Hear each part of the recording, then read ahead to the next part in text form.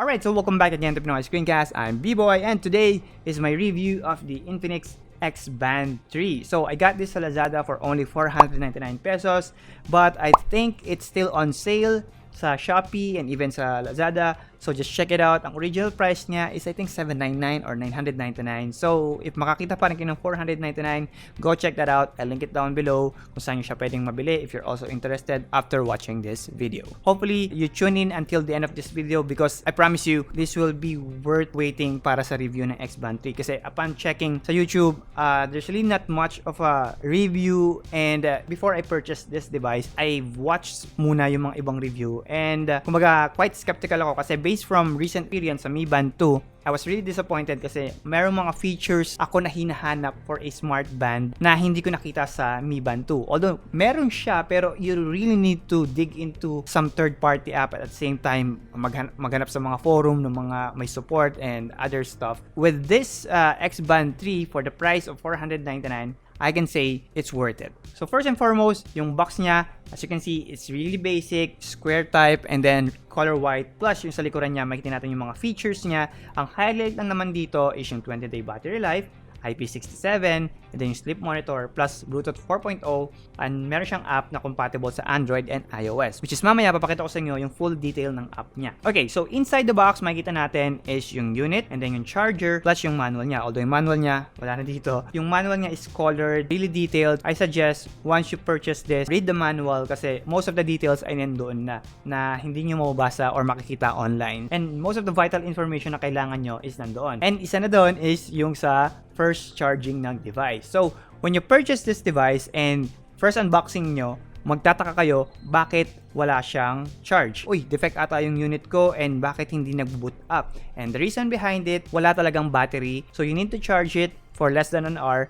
before you can actually use the device. And based sa mga reviews sa Lazada, yung mga previews na mga bumili, yun yung mga reklamo nila. Tataka sila, but wala daw charge, hindi daw gumagana, so gusto na lang ibalik, nagreklamo sila, nag 1 star na sila sa Lazada, and so on and so forth. Bago kayo magreklamo guys, i-charge nyo muna yung unit before kayo mag-rate kagad doon sa pinagbilhan nyo. So kung di man siya mag-charge, doon na kayo magreklamo sa mismong seller. Next is, speaking of charging, so yung charger niya is this clip. So it's a really nice clip, but at the same time, hindi ko type yung design ng clip niya kasi very generic na parang paper clip lang.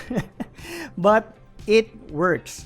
If I will compare this sa Mi Band 2, I'll choose this one. Hindi mo kailangan tanggalin yung strap niya para lang ma-charge nyo yung mismong device. Sa Mi Band 2, kailangan nyo muna tanggalin tong mismong shell and then ipa-plug nyo dun sa adapter niya and you have to wait para matapos yung pag-charge. Ang benefit nitong clip, which is really genius kasi meron itong, makikita nyo yung pin na tatlo sa ilalim and then yung pin nitong clip, itatapat nyo lang doon. Ayan, kahit hindi nga kayo nakatingin, papakiramdaman nyo lang if nag-lock na siya. So you can plug this anywhere. It's either sa adapter ng smartphone nyo, sa laptop, or even sa desktop. So ang unang mapapansin nyo dito is quite similar siya sa Mi Band 2 or Mi Band 3. Although sa Mi Band 2 and Mi Band 3, mas ellipse yung shape niya. With this one, mapapansin nyo na hindi fully curved yung top and bottom niya. Slight lang na straight pa dun sa top niya and dito sa baba. Mas curved lang talaga yung Mi Band 2 or Mi Band 3. Now, in terms of the display, ito lang yung part ng display niya. And mamaya, papakita ko sa inyo yun. So, currently kasi naka-turn off pa to kasi i-pair natin siya sa phone. And yung pag-pair niya is quite simple. So, later, I'll show you that. And in terms of yung button niya, makikita nyo dito, parang similar siya sa nasa keyboard. Yung letter F and letter J. So, pag kinapaan nyo to, yun yung parang nararamdaman nyo pag type kayo ng keyboard. So, ang functionality ng button na to is just to single tap and then single tap and hold. Basically, there's no other functionality. Yung display niya is hindi nyo matatap, so hindi siya touch resistance or wala siyang capability para ma-navigate sa mismong display. Ang pinaka-navigation niya lang talaga is itong nasa pinakababa. Although, again, hindi ito napipindot. It's a touch panel. Now, going to the straps. Unfortunately, wala kayong mabibili na strap. Yun lang yung medyo downside nito. Comparing to the Mi Band 2, sobrang daming straps na available. And unfortunately, hindi compatible yung Mi Band 2 na straps dito. You have to deal with this color black na straps. Medyo makapal naman siya for almost a month na so far, wala pa naman akong damage na nakikita sa mismong strap. So, depende na sa inyo kung gaano kayo kaingat. I check online, even sa website nila, ang meron lang is nasa Egypt. So, I was hoping na meron sa AliExpress para at least kahit man lang third party na strap is makakita ako. Pero wala talaga akong nahanap. But if ever man may nahanap kayo guys, let me know sa comment section down below. Try to order kasi meron silang color green and color blue. Yun lang yung color na meron. Pero wala silang shipping going to Philippines. Ang meron lang talaga is going to Egypt. Now, it's very easy to remove the unit. So, pwedeng pailalim or paibabaw. Pero you can see, this is the actual look nung mismong shell niya. So, medyo palubog siya. Pero yung likuran niya, makikita nyo na similar siya sa Mi Band 2. Meron din siyang green light dito. And this one, merong pin dito. So, kanina nabasa nyo na meron siyang IP67. But unfortunately, ayoko siyang i-dip sa water kasi baka hindi talaga siya tumagal. Kapag nakakabit to sa kamay ko, is talagang nakadikit sa mismong wrist ko. So, usually, kahit kung maliligo ako, hindi ko siya sinusuot. Sa Mi Band kasi, talagang sinusuot ko yung Mi Band. Kasi yung sa Mi Band, ang difference is yung pin nito is nandito sa gilid. So, kapag nilagay nyo sa strap niya, nakatago yung pin. So, ito, talagang exposed. So, medyo nakakatakot. Although nakalagay sa website nila na IP67 siya, which means, ang IP67, pwede sa dust and up to 30 meters na dip sa water. And I think for 30 minutes, pwede mo siyang ibabad doon and it will still work. Pero again, hindi ko siya trinay and I don't want to try kasi malaki ang hinala ko na masisira siya kasi nga fully exposed yung copper plate niya. So once fully charged na yung device, next step is you need to download yung Infinix Live na app. Okay, so to boot up the device, all you need to do is press and hold for 5 seconds yung mismong button. Nag-vibrate siya and yun na yun. Para i-turn off yung device, all you need to do is press and hold ulit, and then click. So, kung gusto niyo sa power off, tapat nyo lang doon and then press and hold. So, power off na yung device nyo. Okay, so to pair the device going to the smartphone is you need to turn on yung Bluetooth nyo muna and then open nyo yung app and click nyo yung center na parang watch and then you will see add a device na button dito. So, press nyo yung add device. So, if hindi lumalabas dito yung mismong XB03 is kailangan nyo mismong i-hold muna dito sa device. So, press and hold and then lalabas na yung code ng Bluetooth. So, pwede nyo nang i-pair dito na ganyan. So, pag pumasok na yun, ibig sabihin, ayan na, nakakonect na siya. And makikita nyo na 100% yung battery ng mismong device. So, ibig sabihin, connected na yung mismong smart band natin sa ating smartphone. Plus, makikita natin dito, when I hold again, may icon na ng Bluetooth yung ating device. Okay, so let's focus first sa mismong smart band. Now, if you're going to view this outside on a bright daylight, hindi siya ganun ka-viewable. Actually, pwede ko siya ma-demo dito kasi meron akong bright na ilaw dito sa harap ko and makikita nyo na kapag tinapat ko doon sa ilaw, hindi na ganong makikita. So, nakikita nga yung different angle. So, lalong-lalo na kapag sobrang liwanag talaga sa labas, talagang wala kayong makikita. So, yun lang yung medyo disadvantage sa kanya compared sa Mi Band 2. Sa Mi Band 2 kasi, kahit sobrang tingkad ng araw, makikita nyo pa rin yung kanyang display. Ang advantage naman ito, this one is colored na siya. And you can see when you press yung button niya, mag-navigate siya, magsacycle siya sa mga features niya. Ito yung tracker, and then yung blood pressure, BP, oxygen, and then we got the weather, the shutter, player, and yun, yung oras. Paano mag-navigate sa kada feature ng device? Ito, nasa main menu, press and hold para lumabas yung menu niya. And again, press and hold para mag-power off. Step tracker. Press and hold para makita nyo kung ilan yung na-burn nyo na calorie and at the same time, ilang kilometers na kayo. So, sa heart measurement, so lalagay nyo syempre sa kamay nyo, makikita nyo, nagko-color green siya. So, nag-measure siya ng heart rate. Measurement ng blood pressure, same thing. So, nakalagay not worn. So, kanina rin naglagay pala not worn. So, itong SP02 or this is the oxygen na tinatawag nila. So, I'm not really sure how it really works pero more likely, siguro kung humihinga ka, talagang makakakuha siya ng oxygen. I'm not sure kung anong technology pero yun, I rarely use it. So, most of the time, they're pretty much accurate. Pero, of course, not as accurate yung regular pero I don't have a device to compare it pero most of it alam ko kung ano yung blood pressure ko and alam ko kung ano yung heart rate ko. So minsan nagtry ako mag-jogging and then tingnan ko yung heart rate ko medyo mataas. So kahit paano nakukuha niya yun. But again, don't expect na super accurate yung reading niya.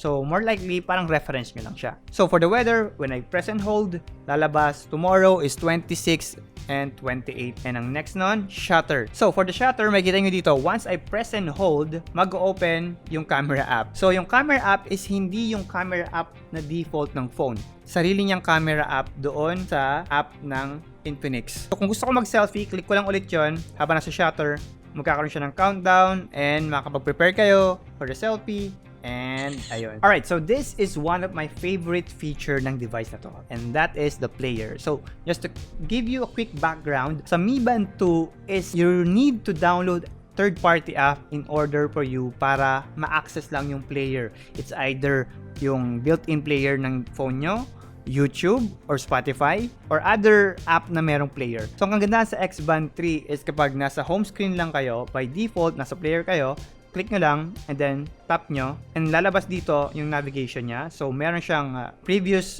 music and then pause and play and then forward, ito yung back. So back ko lang, press and hold again.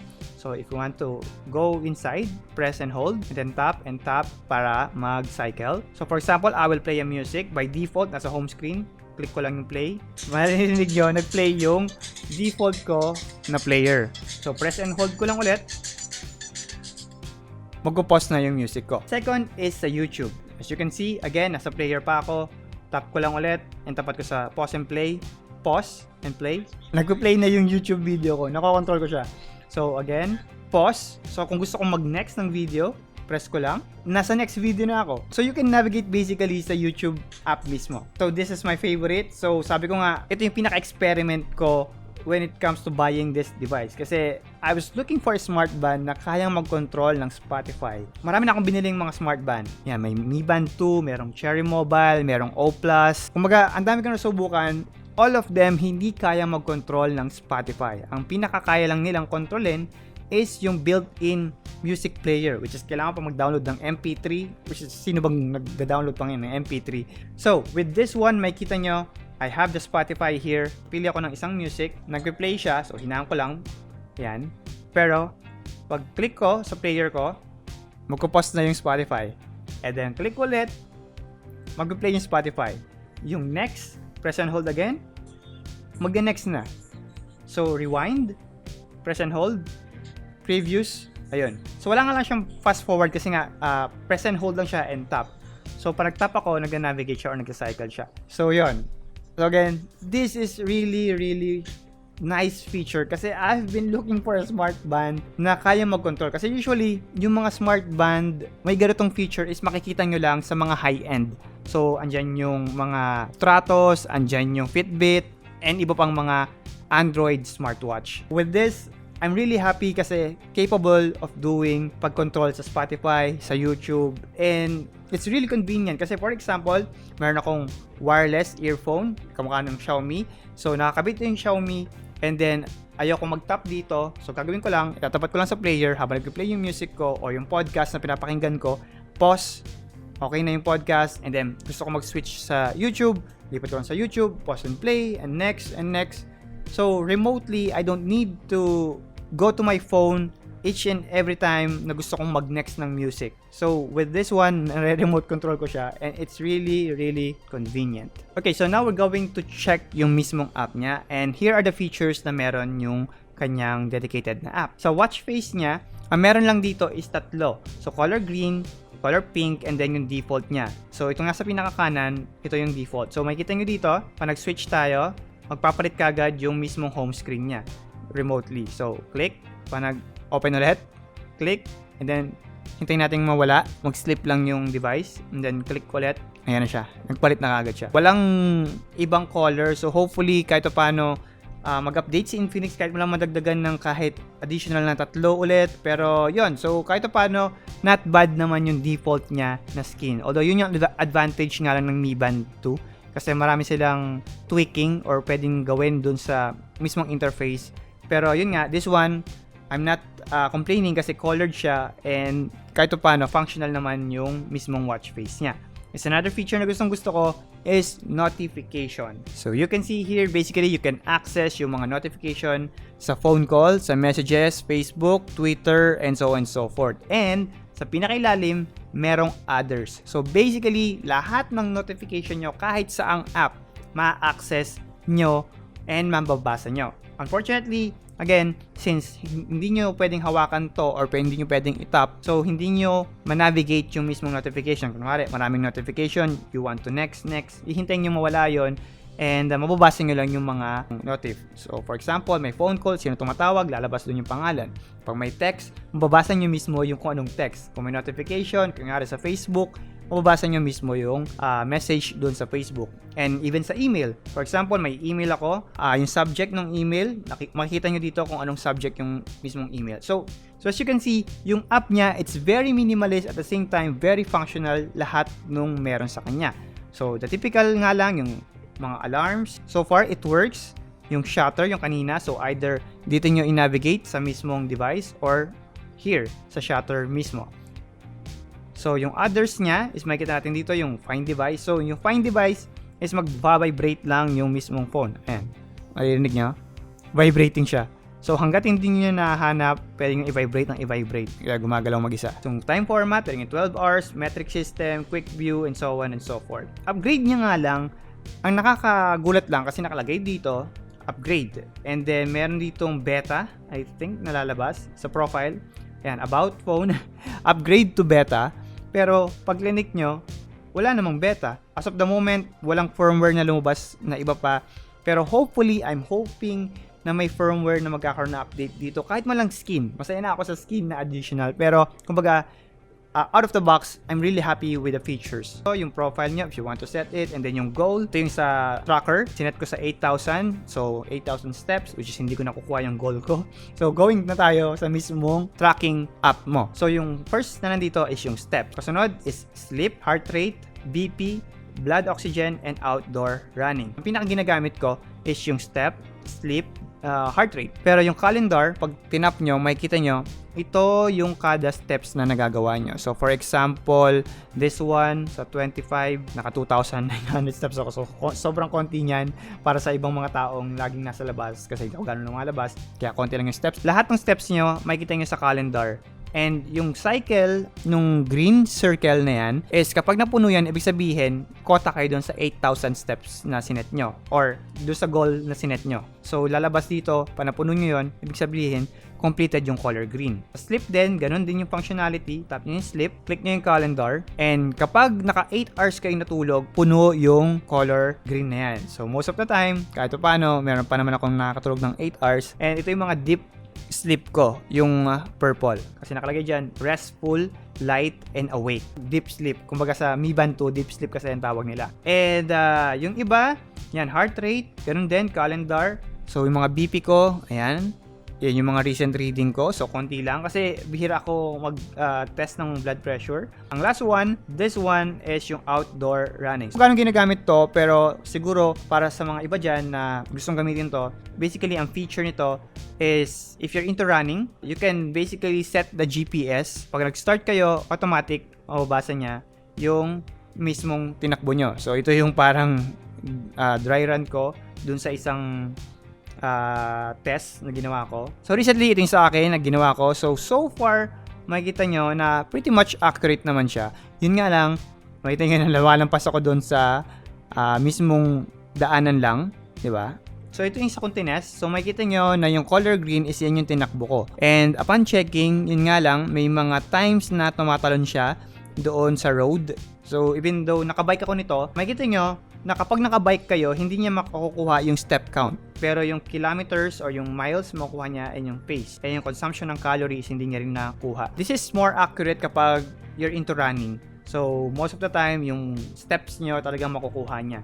Pero yun nga, in terms of GPS, makikita nyo na tumatalon kahit pa paano aking color green. Which is, sabi ko nga, nakabike ako dito and talagang sa main road lang ako tumatakbo. So, yun lang yung pinaka parang hindi accurate sa kanya sa GPS. So, this is Realme 3. So, it's using the GPS ng mismong phone and not yung GPS ng mismong device. Kasi wala naman tong GPS eh.